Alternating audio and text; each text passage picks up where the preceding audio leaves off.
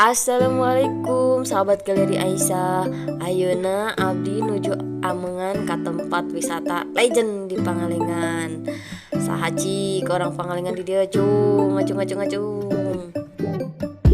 Yups, makam Rudolf Boska. Beliau orang Belanda yang berjasa besar bagi pendidikan di Indonesia loh sahabat. Salah satu yang beliau dirikan adalah Teropong Bintang yang ada di Lembang. Terus beliau juga pendiri Institut Teknologi Bandung. Tempatnya bersih, terawat, dan pokoknya mah rekomendasi buat niis. Tapi banyak juga loh sahabat yang datang ke sini sengaja buat botram. Jadi mantap, nasi liwet, lalapan, sambal cingledok, ikan asin, udah cukup segitu, tambah pemandangan yang indah. Mantap eta mah. Tapi tong hilap, kalamun botram tong nyampah ya sahabatnya.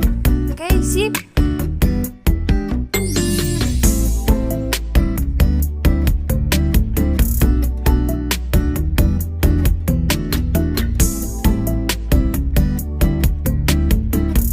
Dulu ya sahabat ya.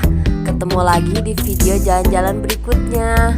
Tong hilap, subscribe, like, sareng share video nanya. Hatur nuhun. Wassalamualaikum warahmatullahi wabarakatuh.